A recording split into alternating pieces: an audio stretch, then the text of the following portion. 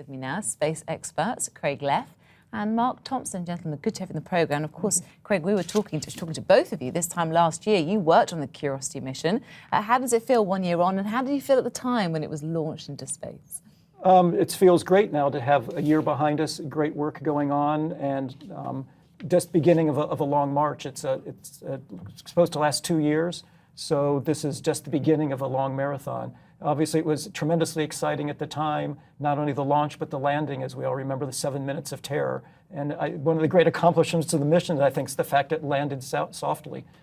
And how do you think it's gone, Mark? What do you think of it all so far? Well, I think Craig's actually right. The landing itself, it was one heck of an achievement. And we're looking at the simulator now. So what happened, basically, it came in at ridiculous speeds. Some rockets slowed its descent, and then a big rope just dropped the lander down to the surface delicately. So it was a phenomenal achievement just landing it.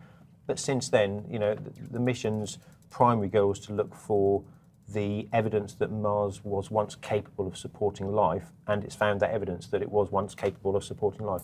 Not that life was there, but that the conditions were right for it. Right, so that's a crucial difference. That's a big difference. So what has it found, or what has it told you? And how does it send data back? What does that look like? It sends data back. There are antennas on the rover. They're sent through satellites that are around Mars.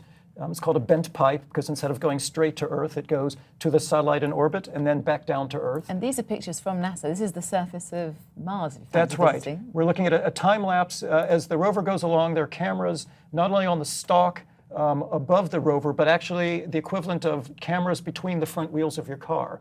So as it goes along, it takes pictures so it can navigate where it's going. So we're seeing a time lapse of the rover roving along, and it has an arm with instruments on the end of it, takes pictures and sniffs the soil and the rocks to see what they're made out of. So we're watching that happen. It's a year compressed into 2 or 3 minutes. And there's some amazing photographs as well, and pictures have been sent back. I mean, have you had highlights so far, Craig? I think these are some of them now. Is that right? Yeah, I mean, there are. I mean, there's some beautiful images. This is showing the tracks of the thing as it's been trundling across the surface. Now, to put it in context, the rover, when it trundles along, is actually going at about the speed of a snail. So it's not, you know, herring along like a remote control car. It's just very carefully trundling along the surface. And that's so that the scientists back here have got time to control it and to manipulate it. And remind us what the surface is like in terms of temperatures and all sorts. The temperature on a warm day gets to about 0 Celsius. Oh, nice. The nights get down to -60, -70 C. The atmospheric pressure is a few 1,000ths of what it is here in the room, and it's carbon dioxide.